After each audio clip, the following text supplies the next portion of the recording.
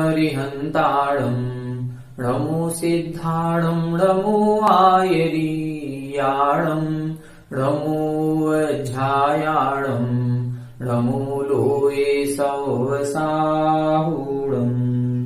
यस्य स्वयं स्वभावाप्ति प्रभावे कृष्णकर्मणः तस्मै संज्ञानरूपाय नमोस्तु परमात्मने।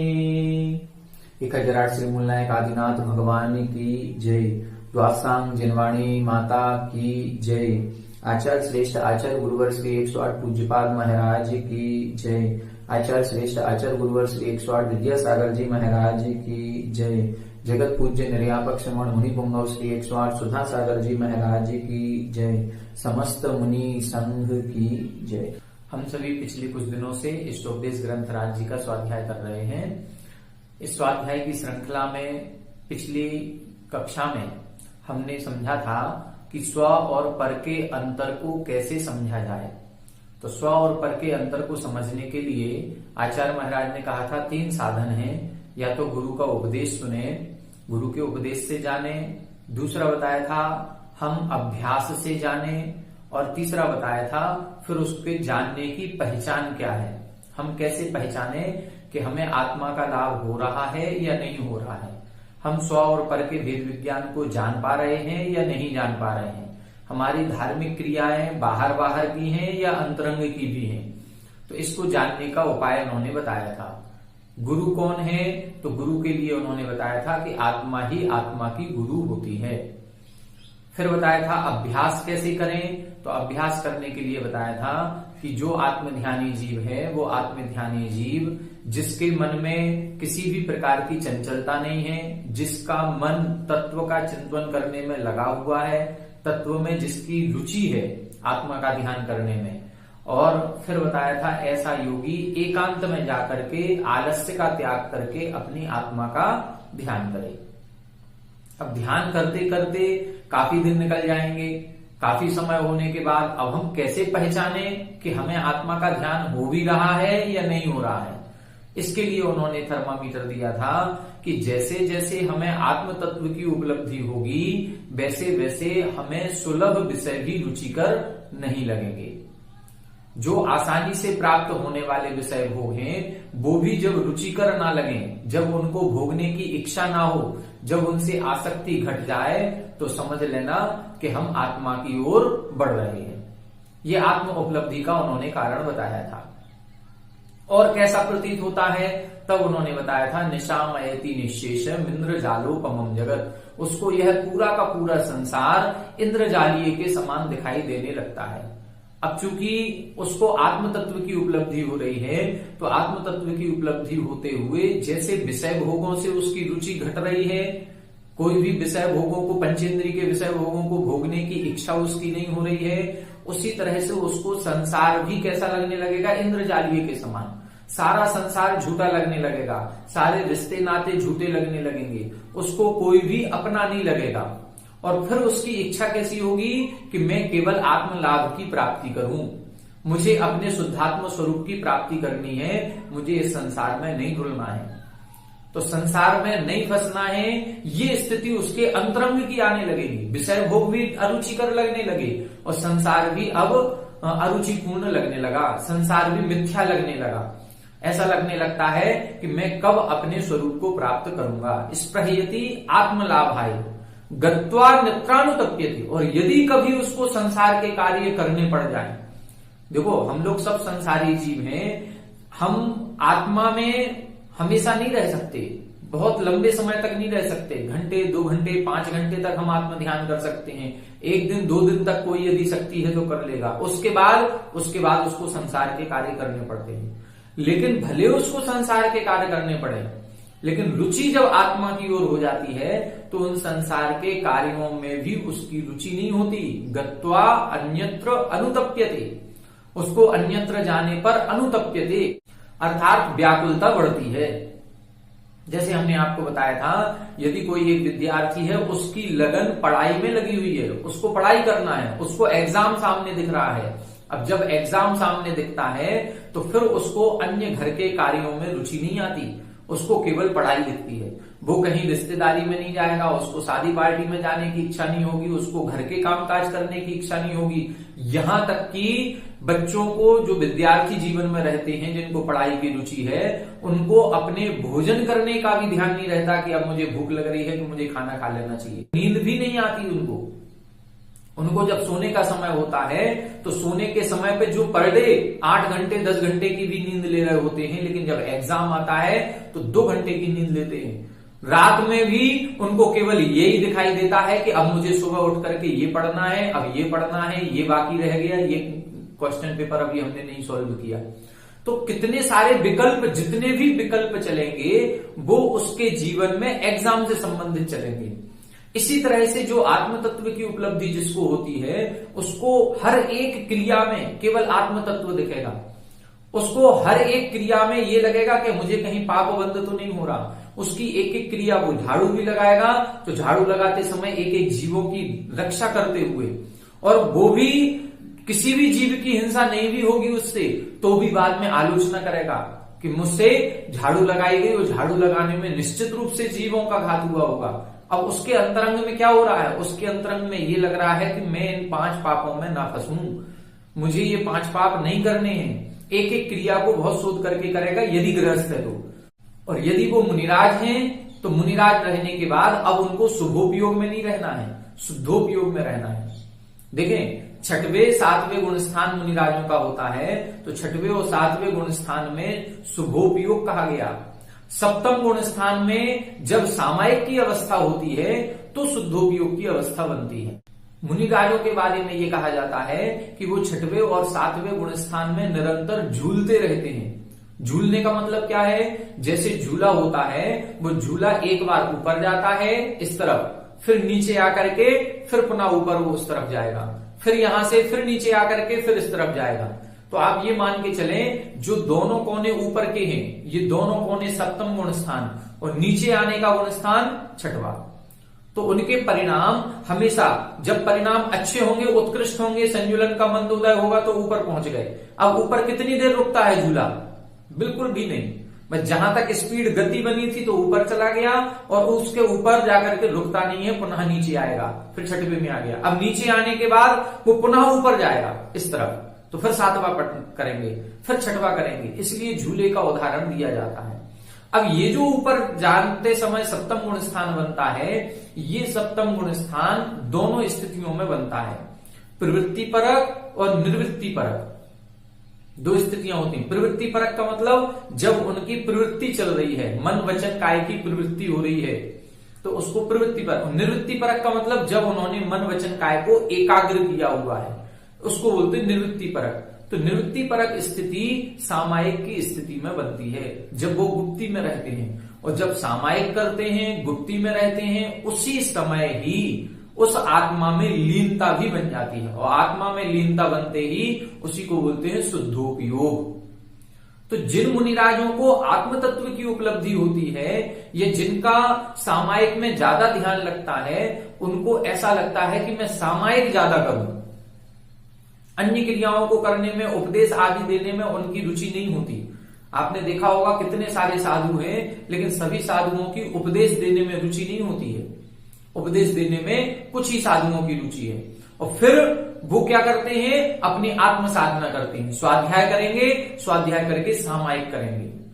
अब जो उपदेश दे रहे हैं, इसका मतलब वो गलत कर रहे हैं? गलत नहीं कर रहे हैं। वो भी जो उपदेश दे रहे हैं, उनके उपदेश को सुने, वो उपदेश में जो चिंतन हमको दे रहे हैं, वो चिंतन वो आत्म ध्यान के समय करते हैं। जिस समय सामायिक होती है उस समय सामायिक में वो आत्म ध्यान करते हैं और उस आत्म ध्यान में जो उनको निचोड़ प्राप्त होता है वो निचोड़ फिर हमको उपदेश के समय दिया करते हैं।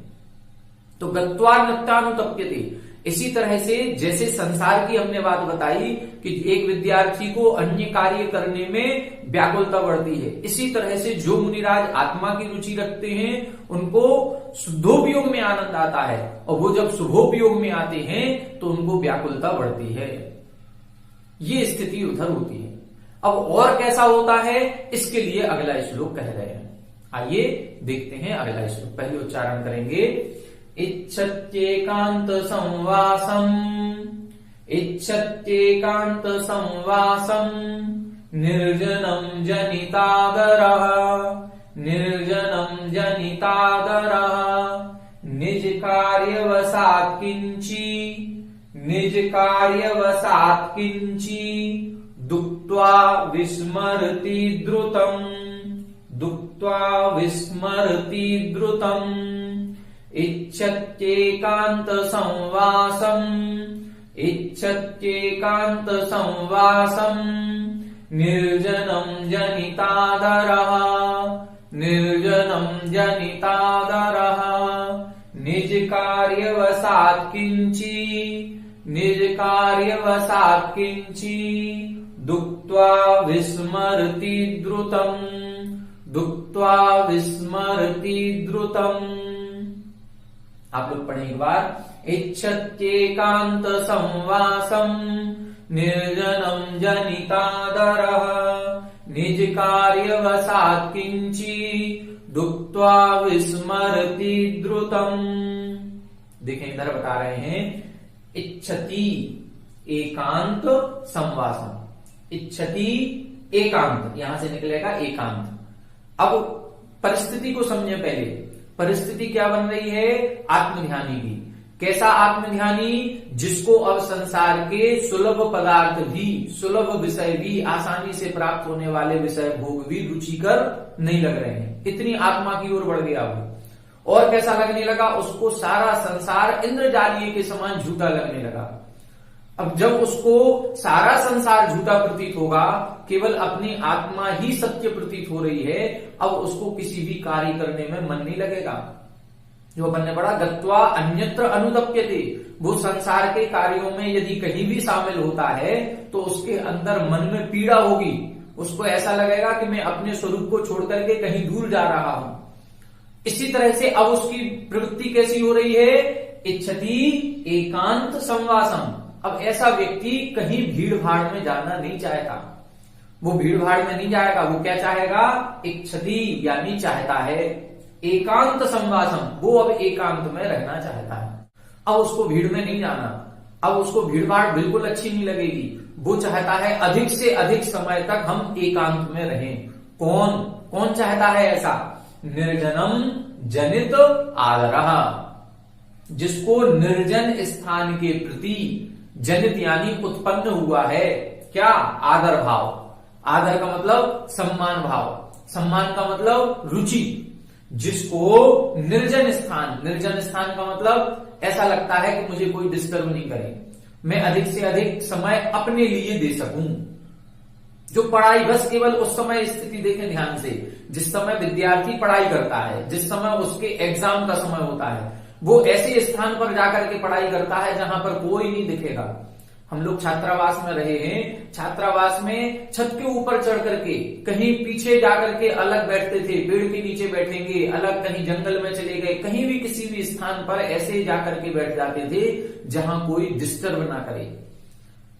पढ़ाई की इच्छा जब होती है तो फिर अब वो पढ़ने में ही मन लगाना चाहता है। इधर उधर की एक छोटी सी भी आवाज उसको आती है कहीं की किसी की बात करने की, तो भी उसको व्यवधान होने लगता है, वो किसी की बातें भी सुनना नहीं चाहता। उसकी रुचि तो है ही नहीं, उसकी रुचि केवल अपनी पढ़ाई की तरफ है और उसमें भी वो ऐसा स्थान चाहता है जहां कोई उसको डिस्टर्ब ना करे। तो निर्जनम जनित आदरा, जिसको निर्जन, निर्जन का मतलब जीव जंतुओं से रहित और मनुष्य आदि से रहित, ऐसे प्राणी जो उसको व्यवधान पैदा कर सकते हैं, उन सभी प्राणियों से रहित स्थान। अपन बोलते हैं जंगल की निर्जन वन है ये। निर्जन वन का मतलब यहां पर कोई भी मनुष्य आदि नहीं दिख रहे हैं, घना जंगल बिल्कुल। तो ऐसे स्थान के प्रति उसको आदर उत्पन्न हुआ है, उसको वही चीज अच्छी लगने लगी है। अब जिसको निर्जन स्थान अच्छा लगने लगा है वो क्या चाहेगा, वो एकांत में रहना ही चाहेगा। जिसको भीड़ भाड़ अच्छी लगती है उसको अकेले में नहीं रहा जाता। आप लोगों ने देखा होगा अपन लोक व्यवहार में दो प्रकार के परिवार हो गए अभी, एकल परिवार और संयुक्त परिवार। कुछ महिलाएं ऐसी होती हैं जिनको संयुक्त परिवार में बहुत रुचि होती है, उनके पारिवारिक बैकग्राउंड भी हर पक्ष से भी ऐसा ही रहा होगा कि जो 4 बहनें हों 6 बहनें हों, घर में भी भाभियां बहुत सारी हों, उनको वो माहौल अच्छा लगता है, तो वो भी यही चाहती हैं कि हम संयुक्त फैमिली में जाएं। लेकिन कभी कोई एक परिवार ऐसा रहता है जिसमें कहीं कोई संयुक्त नहीं है, वो अकेले ही रहे हैं, पूरे जीवन भर अकेले बहन भाई ही रहे हैं। अब आजकल का जमाना यही आ रहा है, क्योंकि सिंगल फैमिली हो रही है, सिंगल फैमिली में एक बच्चा और एक बच्ची, बस 2 बेटे बेटी हो रहे हैं। अब इनको ज्वाइंट में रहने की हैबिट ही नहीं बनेगी। पहले के जमाने में 7-7, 8-8 बच्चे होते थे, फैमिली बड़ी होती थी तो एक दूसरे से सब सहयोग करते थे। अब जब 2 अकेले होंगे तो वो एक दूसरे से सहयोग नहीं करेंगे, उनकी इच्छा नहीं होगी। अब यदि मान लो कोई जो एकल फैमिली की बच्ची है उसकी शादी संयुक्त परिवार में हो जाए, बड़े घर में, वो उधर नहीं निभ पाएगी। और कोई जो संयुक्त परिवार में रहती थी उसकी शादी ऐसी जगह हो गई कि उसका हस्बैंड अकेला रहता है, बाहर विदेश में रह रहा है या कहीं बड़े शहर में नौकरी करता है, अब वो अकेले में आ गई घर। अब अकेले में आएगी, दोनों का मन नहीं लगेगा। जो एकल फैमिली में रहती थी वो संयुक्त में जाएगी तो उसको भी भीड़ भाड़ अच्छी नहीं लगेगी। क्यों नहीं लगेगी, उसका सारा जीवन एकांत का ही निकला है, उसने कभी किसी दूसरे का डिस्टर्बेंस पसंद ही नहीं किया। अब वो दूसरे के 4 लोगों की बातों उसको अच्छी नहीं लगेंगी, वो उसमें फैमिली में एडजस्ट नहीं कर पाएगी। इसी तरह से जो भीड़ भाड़ में रही है उसको एकल फैमिली में सामंजस्य बिठाना उतना ही कठिन हो जाता है। इसी प्रकार से हम लोगों की रुचि होती है, कई लोगों की रुचि भीड़ भाड़ में बहुत अच्छी लगती है। जब तक 10 लोगों से मिले नहीं, 10 लोगों से जय जयन नहीं करें, बातचीत नहीं करें, तब तक अच्छा नहीं लगता। कुछ लोगों की रुचि होती है कि जो अकेले रहना चाहते हैं। मनोविज्ञान में इसको अंतर्मुखी और बहिर्मुखी व्यक्तित्व कहा जाता है। जो अंतर्मुखी व्यक्तित्व होते हैं वो 10 लोगों के बीच में भी अकेले रहते हैं, वो 50 लोगों के बीच में भी जाएंगे, शादी पार्टी में भी जाएंगे तो वो अकेले बैठे रहेंगे, उनको किसी से मेल मिलाप मिलना जुलना बिल्कुल भी अच्छा नहीं लगता। और जो बहिर्मुखी व्यक्तित्व वाले होते हैं वो अकेले नहीं बैठ पाएंगे कभी, उनको ऐसा लगेगा इनसे मिल लें, इनसे हाय हेलो कर लें, इनसे जय जयन कर लें, बस ये चलेगा। मंदिर में आप लोग कई लोगों से मिलेंगे, कई महिलाओं से मिलेंगे, कई पुरुषों से मिलेंगे, सबके नेचर को देखें एक बार, उनके नेचर को समझें। उनके नेचर को समझेंगे तो हमें ये दोनों प्रवृत्तियां समझ में आएंगी। लेकिन यहां जो हमने ये उदाहरण आपको संसार का दिया है कि जो एकल फैमिली से है अब उसको अकेले में रहना अच्छा लगता है, ये इसको आत्म तत्व की उपलब्धि नहीं हुई, ये तो उसके पारिवारिक वातावरण की बात हम बता रहे हैं कि वो चूंकि उसके 15 साल 20 साल अकेले में निकले हैं तो अब उसको हैबिट हो गई ऐसी कि वो अकेले में ही रहना चाहती है, वो भीड़ भाड़ में नहीं जाना चाहती। जिसको भीड़ भाड़ की आदत हुई है वो भीड़ भाड़ में रहना चाहती है, अकेले में जाना नहीं चाहती। तो ये उदाहरण दे रहे हैं, यहाँ वैराग्य का कोई संबंध नहीं है, ये सब रागी हैं, वो एकांत वाला भी रागी है, वो भीड़ भाड़ वाला भी रागी है। यहां उदाहरण दे रहे हैं, यहां उसी तरह की प्रवृत्ति होती है जिसको एकांत में रुचि आने लगती है, जिसको आत्म तत्व की उपलब्धि होने लगती है, वो अब उसी तरह से व्यवहार करने लगता है। उसको भीड़ भाड़ अच्छी नहीं लगेगी, वो क्या करेगा, इच्छति एकांत संवासम, वो एकांत में रहना ही चाहता है। कौन, जिसको निर्जन स्थान के प्रति आदर उत्पन्न हुआ है। आदर उत्पन्न होने का मतलब जिसको वो चीज अच्छी लगने लगी है, अब वो वही चाहता है। जिसको एकांत अच्छा लगने लगा है वो एकांत में रहना चाहता है। और क्या बता रहे हैं, निज कार्य वसात किंचित, यहां दू लिखा है, इसमें से दा निकलेगा अलग और ऊ निकलेगा अलग, तो दा का ता बन जाता है। किंचित, किंचित यानी कुछ, और उक्त्वा, उक्त्वा का मतलब कह करके। निज कार्य वसात, अपने किसी भी कार्य के कारण से, अपने किसी भी कार्य के कारण से, किंचित उक्त्वा, कुछ कह करके, विस्मृति द्रुतम, द्रुतम यानी शीघ्र ही, विस्मृति भूल जाता है। क्या मतलब ये बता रहे हैं कि ऐसा जिस व्यक्ति को एकांत के प्रति रुचि जागृत होती है वो एकांत में रहना चाहता है। अब वो अकेले में है बिल्कुल, अब अकेले में रहते रहते किसी काम की आवश्यकता उसको दूसरों से पड़ सकती है, तो वो अपने किसी न किसी कार्य के कारण से, निज कार्य अवसाद, किसी न किसी कारण से भीड़ में आएगा, लोगों के पास आएगा, अपनी बात कहेगा और अपनी बात कह करके तुरंत चला जाएगा, उसको माइंड नहीं करेगा। विस्मृति द्रुतम, जल्दी ही भूल जाता है, उसको ध्यान ही नहीं रहता कि मैंने तुमसे क्या बात कही थी। अथवा अपन लोग कई बार लौकिक व्यवहार में देखें, जब महिलाओं को देखें, जब महिलाओं का यदि दिमाग कहीं दूसरी जगह काम कर रहा है, कहीं किसी दूसरी सोच में डूबे हुए हैं और वो सब्जी बनाते हैं, अब उनको ध्यान नहीं रहता कि इसमें हमने नमक डाला कि नहीं डाला, भूल गए। क्रिया उन्होंने ही की है, लेकिन वो क्रिया करने के बाद भूल गए कि उसमें नमक डाला कि नहीं। चाय दूध बना रहे हैं, ध्यान ही नहीं, अरे यार शक्कर डाली कि नहीं डाली। कई बार डबल बार डाल देते हैं, कई बार वो भूल जाते हैं। भूल क्यों गए हैं? क्योंकि दिमाग में तरह तरह के विकल्प चलते हैं। जब धुन हमारी कहीं दूसरी ओर होती है तो ऐसा हो जाता है। व्यापारी वर्ग में हम लोगों के साथ भी ऐसा होता है। कई बार हम लोग दुकान पर जब सौदा करते हैं, लेन देन करते हैं, और यदि धुन हमारी कहीं और है तो कभी हम 50 रुपए ज्यादा दे देंगे किसी को, गिनने में भूल कर जाएंगे। क्यों भूल हो जाती है? ये भूल इसलिए हो रही है क्योंकि हमारा ध्यान कहीं और है। काम तो हम यही कर रहे हैं लेकिन ध्यान कहीं और है, और जब ध्यान कहीं और होगा तो काम करके भी हम भूल जाते हैं उसमें। इसी तरह की स्थिति यहां बनेगी कि उसका ध्यान कहां है? उसका ध्यान तो एकांत की तरफ है।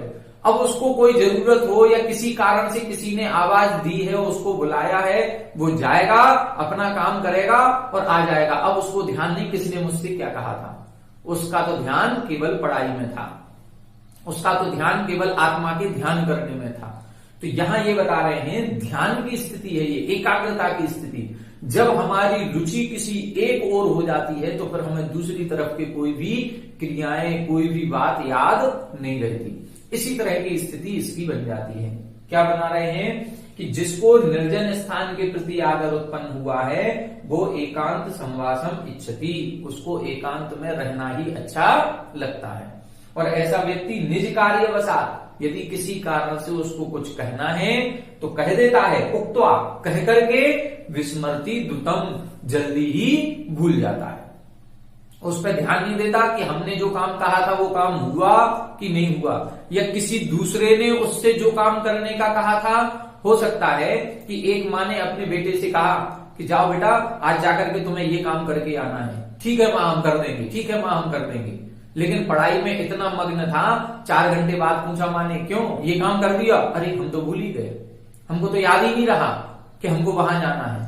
तो ये क्या होता है, ये भूलन इसीलिए होती है। अब इसी तरह से जब उसको ये छोटी छोटी बातें याद नहीं रहेंगी तो कसायिक भाव जो हम लोगों को बरसों पुरानी बातें याद रहती हैं वो भी कैसे याद रहेंगी, उसको नहीं रहेंगी। उसको विषय भोगों से भी रुचि घट जाएगी, उसको संसार भी अच्छा नहीं लगेगा, और संसार के जितने लोगों से उसकी रिश्तेदारी या उसका संबंध है उन संबंधी जनों में उससे कभी राग द्वेष हुआ होगा तो वो उन राग द्वेष को भी भूल जाता है।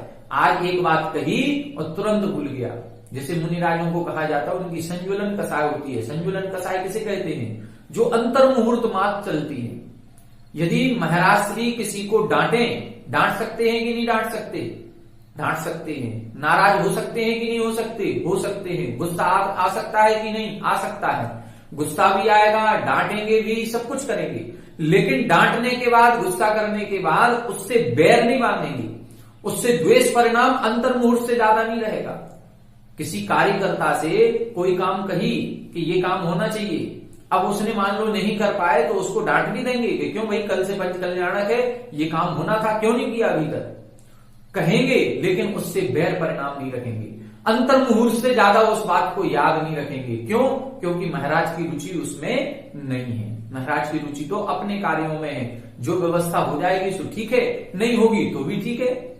उनको तो अपनी साधना से मतलब है। साधना के साथ साथ जो समय बचता है उसमें परोपकार किया जाता है। वास्तविकता में तो वो अपने साधना के लिए ही मुनि बने हैं और साधना ही करते हैं। इसीलिए लिखा परोपकृति मुत्सृज्य सोपकार परोभव, वो सोपकार ही करते हैं। जितने भी मुनिराज हैं।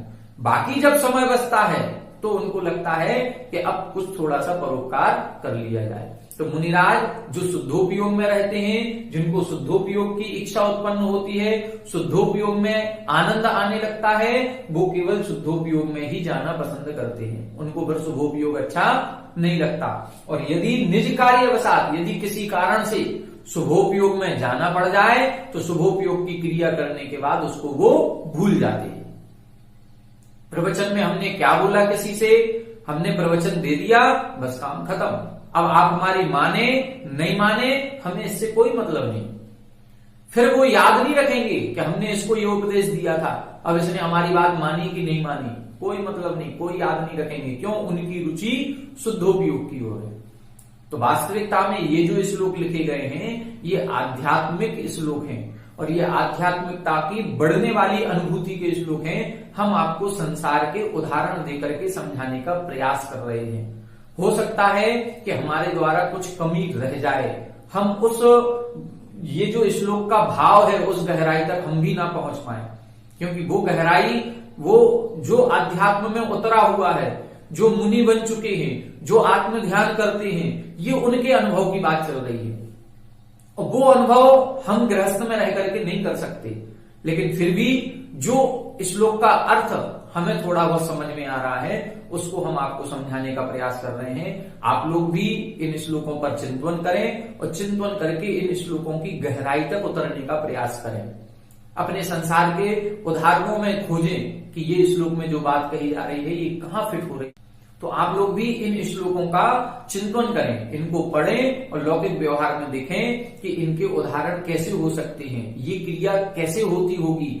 मुनिराजों पर लागू करें कि मुनिराजों की कैसे होती होगी इच्छत्येकांत संवासम। अब वो तो उनके एकांत में है ही, लेकिन यहां लगाएंगे, जब मुनिराजों पर लगाएंगे तो शुद्धोपयोग और शुभोपयोग पर लगाएंगे कि जिनको शुद्धोपयोग में रुचि जागृत हो जाती है वो शुद्धोपयोग में रहना चाहते हैं, जिनको सामायिक में रुचि होती है वो सामायिक ही करना चाहते हैं, फिर वो सामायिक को छोड़ना नहीं चाहते। सामायिक को छोड़ते हैं तो उनको विकल्प होता है। कई बार आप लोगों ने देखा होगा, हम लोग करते क्या है, महाराज श्री का सामायिक का समय है मान लो दोपहर में 12:30 से 2 बजे तक। अब हम लोग 2 बजे जब उनका गेट खुलने का समय होता है तो हम लोग 1:30 बजे से उनके दरवाजे पर खड़े हो जाते हैं। अब महाराज श्री उस समय सामायिक कर रहे हैं, शुद्धोपयोग में लीन हो सकते हैं, अपनी आत्मा में लीन हो सकते हैं। उस समय जब हम लोग गेट पर खड़े हो जाते हैं, गेट खुलने का इंतजार करते हैं, तो उस समय हम लोग तरह तरह की बातें करते हैं। 50 लोग इकट्ठे होगा, 50 लोगों की बातें वो उनको डिस्टर्ब कर सकती हैं, व्यवधान ला सकती हैं। हो सकता है कि वो आत्मा की गहराई के चिंतन में है और हम यहां से जब गेट नहीं खुलता है तो हम लोग जयकारा लगा देते हैं, बोलो पूज्य सुधा सागर महाराज की जय, इतनी जोर से जयकारा लगाते हैं कि वो सुन लें। हम लोगों का लक्ष्य भी यही होता है कि अरे 2 बज गए, आज गेट ही नहीं खुला अभी तक, महाराज जी अभी तक सामायिक से नहीं उठे, और हम लोग जयकारा इसलिए लगा रहे हैं वो हमारी आवाज सुन लें और गेट खोल दें। बहुत गलत है ये क्रिया हम लोगों के द्वारा नहीं होनी चाहिए। हम लोगों को शांत भाव से दूर बैठ करके गेट खुलने का इंतजार करना चाहिए। हो सकता है आज महाराज श्री का मन इतना ज्यादा लग रहा हो कि वो 4 बजे तक भी ना उठे। तो शुद्धोपयोग से कोई भी मुनिराज शुभोपयोग में आना नहीं चाहते, लेकिन हम उनको बार बार व्यवधान पैदा करके, बार बार डिस्टर्ब करके, बार बार जयकारा लगा करके, बार बार तरह तरह की बातें करके यदि हम उनको व्यवधान पैदा करेंगे तो वो शुद्धोपयोग में कैसे रहेंगे? फिर उनको मजबूरन शुभोपयोग में आना पड़ेगा। तो इसका दोष किसको लगेगा? इसका दोष लगेगा हम लोगों को। तो हमें इन बातों का ध्यान रखना चाहिए कि कभी भी कोई मुनिराज एकांत में बैठे हों, को किसी भी पदार्थ का चिंतन कर रहे हो तो एकांत में डिस्टर्ब नहीं करना चाहिए।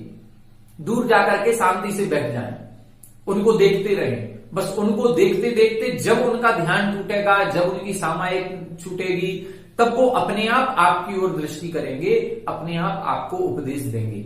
लेकिन जब भी कोई सामायिक आदि में लीन हो तो ना तो दरवाजा बजाना चाहिए, ना दरवाजे के बाहर खड़े होकर के बातचीत करनी चाहिए, और ना जोर से जयकारा आदि लगाना चाहिए। इन बातों का हमें ध्यान रखना है।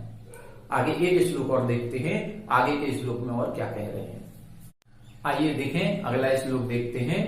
अभी पिछले श्लोक में हमने ये देखा कि जिसको एकांत स्थान के प्रति आदर सम्मान भाव उत्पन्न होता है या एकांत स्थान रुचिकर लगने लगता है, वो एकांत स्थान में ही रहना चाहता। और यदि किसी कारण से उसको अन्य लोगों के संपर्क में आना पड़े तो अपनी बात को कहता है, उनकी बात को सुनता है और तुरंत ही भूल जाता है। अब आगे और क्या स्थिति इसकी बनती है, ये अगले श्लोक में बता रहे हैं। आइए पहले उच्चारण करें। ब्रुवन्नपि हि न ब्रूते, ब्रुवन्नपि हि न ब्रूते, गच्छन्नपि न गच्छति, गच्छन्नपि न गच्छति, स्त्रीकृतात्मतत्त्वस्तु, स्त्रीकृतात्मतत्त्वस्तु, पश्यन्नपि न पश्यति, पश्यन्नपि न पश्यति, ब्रुवन्नपि हि न ब्रूते, ब्रुवन्नपि हि न ब्रूते, गच्छन्नपि न गच्छति, गच्छन्नपि न गच्छति, स्त्रीकृतात्मतत्त्वस्तु, स्त्रीकृतात्मतत्त्वस्तु, पश्यन्नपि न पश्यति, पश्यन्नपि न पश्यति। देखें यहां और उत्कृष्ट बात कर रहे हैं और उसको कैसा लगने लगता है, किसको? स्त्रीकृत आत्मतत्त्व, आत्मतत्त्व स्त्रीकृत, जो आत्मतत्व में स्त्रीकृत स्थित हो चुका है, जिसको आत्मलीनता बन चुकी है, जिसको आत्म ध्यान की रुचि जागृत हो चुकी है, जो शुद्धोपयोग में रहना चाहता है, शुभोपयोग में नहीं आना चाहता। अब ऐसे प्राणी की क्या दशा होती है, तब बता रहे हैं ब्रुवन अपि ही न ब्रूते। ब्रुवन अपि, ब्रुवन का मतलब बोलते हुए भी, बोलते हुए अपि यानी भी, बोलते हुए भी न ब्रूते नहीं बोलता है, वो बोलते हुए भी नहीं बोल रहा है। गच्छन अपि न गच्छति, गच्छन यानी चलते हुए, अपि यानी भी, चलते हुए भी न गच्छति नहीं चलता है। पश्यन्नपि देखता हुआ भी न पश्यति नहीं देखता है। कैसी बात कर रहे हैं, देखो देखते हुए भी नहीं देखता है, ऐसा कैसे हो जाता है? देख भी रहा है फिर भी नहीं देख रहा है, सुन भी रहा है फिर भी नहीं सुन रहा है, पढ़ रहा है फिर भी नहीं पढ़ रहा है, ऐसे कैसे हो जाएगा? दोनों विरोधाभास लग रहे हैं, देखने में लग रहे हैं, लेकिन जब इसको हम अनुभव में लाएंगे तो वास्तविकता में ऐसा ही होता है। यदि हमारी धुन कहीं और है, हमारी रुचि किसी और चीज में है, तो फिर हम जो क्रिया कर रहे हैं उस क्रिया को हम उसमें उपयोग नहीं रहता, हम उसको ध्यानपूर्वक करते ही नहीं है। हम लोग जिस समय टीवी देखते हैं, अब ध्यान से देखें जरा, उपयोग एक समय में एक ही क्रिया पर रह सकता है, उपयोग एक समय में एक ही क्रिया पर रहेगा। हम 10 क्रियाएं करेंगे, 10 क्रियाओं में नहीं रह सकता। जैसे हम जब टीवी देखते हैं उस समय हमारी आंखें काम कर रही हैं कि नहीं कर रही हैं, देख रहे हैं। उसी समय टीवी में जो एपिसोड चल रहा है, वो जो कलाकार हैं वो कुछ बोल रहे हैं, उनकी आवाज कानों में सुनाई पड़ रही है कि नहीं पड़ रही है? पड़ रही है। उसी समय हम खाना भी खा रहे हैं तो हमारी रसना इंद्री भी काम कर रही है, उसी समय ध्यान इंद्री भी काम कर रही है, उसी समय हम हाथ से स्पर्श भी कर रहे हैं। पांचों इंद्रियां एक साथ कार्य कर रही हैं। हम स्पर्श भी कर रहे हैं, अरे ये दाल तो ठंडी हो गई, ये रोटी तो ठंडी है, ये पानी गर्म है, हमें ठंडा नहीं गर्म पानी चाहिए। हर चीज स्पर्श भी कर रहे हैं। स्पर्श करने के साथ साथ रस भी ले रहे हैं, इसमें नमक नहीं है आज, इसमें ज्यादा नमक है, इसमें गंध ठीक नहीं आ रही है, आज तो बहुत अच्छी खुशबू आ रही। ये सारी चीजें चक्षु इंद्री से टीवी देख रहे हैं और कर्ण इंद्री से उनकी बातों को भी सुन रहे हैं। लेकिन वास्तविकता जब देखी जाएगी तो जिस समय हम आंख से देख रहे हैं उस समय हम सुन नहीं रहे हैं। जिस समय हमारा ध्यान सुनने तरफ होता है उस समय हम आंख से देखते नहीं हैं। जिस समय हमारा ध्यान रसना इंद्री की तरफ होगा उस समय अन्य इंद्रियों के विषय भोग हमको पता ही नहीं चलेंगे कि हमने क्या विषय भोग लिया। एक समय में एक ही उपयोग होता है। क्यों? हमारी धुन जिस तरफ होगी, जिस तरफ हम पिक्चर देखने में लगे होंगे कि ये सीन किस तरह से फिल्माया गया, उस समय हमें उधर के शब्द सुनाई नहीं पड़ेंगे। जिस समय हमें शब्द सुनाई पड़ रहे होंगे उस समय हम ढंग से देख नहीं पाएंगे सबको, ये स्थिति बनती है।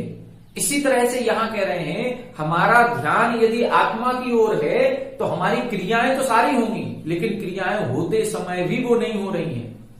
जैसे जब हमने अभी आपको बताया पिछले श्लोक में कि एक विद्यार्थी जब परीक्षा की तैयारी करता है और वो खाना खाता है, तो खाना खाते समय भी उसको दिमाग दूसरी तरफ है, हमने कौन सा क्वेश्चन पढ़ लिया, कौन सा क्वेश्चन अभी नहीं पढ़ा है, किस क्वेश्चन में कौन सी चीज थी, वो उसको याद करने में लगा है। अब उसको खाने में टेस्ट नहीं आएगा, वो खाते हुए भी नहीं खा रहा है। दुकानदारों को कभी देखें आप, जब दुकान पर भीड़ ज्यादा होती है और यदि उनके खाने का समय हो रहा है, एक तो जब भीड़ होती है तो वो खाने ही नहीं खाते हैं, सुबह 9 बजे से लेकर के चाहे यदि 4 बज जाए, 3 बज जाए, 5 बज जाए, उनको खाने में इंटरेस्ट नहीं आएगा। और यदि मान लो खाना खाना ही पड़ गया तो वो इतने जल्दी खाना खाएंगे, क्यों? क्योंकि दिमाग कहां लगा हुआ है? ग्राहकों पर। हमारी रुचि तो ग्राहकों पर जा रही है, उसको फिर उस खाने में टेस्ट नहीं आता, वो खाते हुए भी नहीं खा रहा है। कई बार हमने देखा होगा, हम चल रहे हैं, चले जा रहे हैं, और यदि हम कहीं दूसरी धुन में हैं तो हम अपने घर तक पहुंच जाएंगे, लेकिन रास्ते में किन किन से हमारी मुलाकात हुई, कौन बाजू से निकल गया, किसने जय जिनन की, हमें ध्यान ही नहीं। क्यों? हमारा दिमाग कहीं दूसरी जगह था। दिमाग दूसरी जगह होगा तो हमें यहां की चीज सुनाई नहीं देगी। अब आप लोग कक्षा पढ़ रहे हैं, कक्षा पढ़ते हुए भी, कक्षा में बैठे हुए भी कान सबके खुले हैं कि नहीं? सबके खुले हैं। आंखें तो हम फिर भी बंद कर सकते हैं, कान को बंद नहीं किया जा सकता उंगली डाल, तो शब्द वर्गणाएं सबके कानों में पड़ रही होंगी, लेकिन वो कान में पढ़ने के बाद भी हमको कई बार लगता है अरे क्या कह दिया भैया जी ने, हमने सुनाई नहीं दिया, क्या कह दिया महाराज जी ने। कई बार प्रवचन की बातें सुनाई नहीं दी जाती, क्यों? हम दूसरी तरफ ध्यान है हमारा। जब लोग दूसरी तरफ तालियां बजाते हैं, अरे ताली बजी मतलब कोई अच्छी बात की, क्या कहा महाराज जी ने, अब बाजू वाले से पूछेंगे, तो हम उस समय वहीं बैठे हैं कि नहीं? बैठे हैं, तो सुनते हुए भी नहीं सुन रहे हैं, देखते हुए भी नहीं देख रहे हैं, खाते हुए भी नहीं खा रहे हैं। क्रिया हो रही है, लेकिन क्रिया में चूंकि जब हम पूर्ण रूप से ध्यान नहीं देते हैं तब वो क्रिया तो होती है, लेकिन वो क्रिया होते हुए भी नहीं होती है। इसी तरह से जिसको आत्म तत्व में स्थित हो गया, जिसको आत्म तत्व की रुचि जागृत हुई है, अब जो महाराष्ट्री है, महाराष्ट्री के लिए देखें, अब ये जिनको आत्म तत्व की रुचि होती है, अब वो अपन को लग रहा है कि वो आहार कर रहे हैं, लेकिन वो आहार नहीं कर रहे हैं, वो शोधन कर रहे हैं। उनकी रुचि हमसे पाप ना हो जाए इसके लिए है वो चलते हुए भी नहीं चल रहे हैं। हमको लगेगा इतना विहार करके आए हैं, लेकिन वो देख करके चल रहे हैं, इसका मतलब है वो चल नहीं रहे हैं, वो अपने अहिंसा व्रत का पालन कर रहे हैं। कई सारी चीजें लगानी पड़ेंगी, क्रियाएं सब होंगी, लेकिन उन क्रियाओं में यदि उद्देश्य, धुन हमारी किस तरफ है, वो धुन जहां दिमाग हमारा रहता है वो चीज मानी जाती है। तो कई बार ऐसा होता है, बोलते हुए भी नहीं बोलता है, चलते हुए भी नहीं चलता है, देखते हुए भी नहीं देखता है, सुनते हुए भी नहीं सुनता है, खाते हुए भी नहीं खाता है, सोते हुए भी नहीं सोता है। सारी स्थितियां रहेंगी। अब हमारी जब दिमाग में टेंशन होती है, हम बिस्तर पे लेट जाएंगे, दूसरों को ऐसा लगेगा ये सो रहे हैं, लेकिन हम सोते हुए भी नहीं सो रहे हैं। क्यों? हमारे दिमाग में टेंशन, आंखें बंद हैं, हम लेटे हुए हैं, स्थिर हैं पूरे, लेकिन हम उस समय टेंशन में हैं, हमारा दिमाग काम कर रहा है, हम कहीं किसी दूसरी सोच में हैं, तो सुनते हुए भी नहीं सुनते हैं। जब हम किसी दूसरी सोच में होते हैं और कोई जो 4 बातें होती हैं, हमको वो बातें सुनाई नहीं पड़ती हैं, फिर किसी को कहना पड़ता है भैया हमने आपसे ये पूछा है, अच्छा ये पूछा है, आप उत्तर देंगे हम। तो उस समय क्यों नहीं सुना? उस समय इसलिए नहीं सुना क्योंकि हम कोई दूसरी बात सोचने लगे। तो हम यहां पर रहते हुए भी नहीं रह पा रहे हैं। कई बार होता है हम लोग कक्षा में उपस्थित हैं, शरीर से बैठे हैं, मन से नहीं बैठे, हमारा मन कहीं और है। तो जहां हमारा उपयोग होता है हमें वहीं की बात समझ में आती है। इसीलिए यहां पर भी कह रहे हैं स्त्रीकृत आत्म तत्व, जिस जीव की आत्म तत्व में रुचि हो गई है, जो अपनी आत्मा में स्थिर हो गया है, जो अपनी आत्मा में लीन हो गया है, अब वो बोलते हुए भी नहीं बोल रहा है, वो चलते हुए भी नहीं चल रहा है, वो देखते हुए भी नहीं देख रहा है। अब उसकी रुचि यदि उस तरफ है तो अब उसके द्वारा कितने भी क्रियाएं हो रही हैं, लेकिन क्रियाएं होते हुए भी उन क्रियाओं का पाप बंध उसको नहीं होता। क्यों? क्योंकि उसकी विवेकपूर्ण क्रियाएं होंगी, उसकी रुचि अहिंसा में है ना कि हिंसा में। वो अब प्रमादी नहीं है, वो अब अप्रमादी है, वो बड़े सावधानी पूर्वक सारी क्रियाएं कर रहा है, इसीलिए उसको उतना पाप बंध नहीं होता है। तो ये श्लोक समझ में आ गया होगा। ये सब उत्कृष्ट चर्या की बात चल रही है, जब आत्मा में आत्मा लीन होती है उस समय की बात चल रही है। ठीक है, तो जिसके आत्म तत्व में रुचि जागृत हो जाती है वो बोलते हुए भी नहीं बोलता है, चलते हुए भी नहीं चलता है, देखते हुए भी नहीं देखता है। तो आज की कक्षा में हमने 2 श्लोक पढ़े, आगे की कक्षा में और आगे के श्लोक पढ़ेंगे, उनमें और अभी विस्तार से बताएंगे कि आत्मा की रुचि जब आत्मा में हो जाती है तब और कैसी परिणति होने लगती है। अभी तक हमने ये समझ लिया कि उसको विषय भोगों में रुचि नहीं होगी, उसको संसार झूठा लगने लगता है, उसको एकांत स्थान के प्रति रुचि जागृत होती है, और जिसकी आत्मा आत्मा में स्थित हो जाती है वो बोलते हुए भी नहीं बोलता है, वो चलते हुए भी नहीं चलता है, वो देखते हुए भी नहीं देखता। और आगे क्या होगा वो आगे की कक्षा में हम पढ़ेंगे। सभी लोग हमारे साथ बने रहें। सभी को जय जय।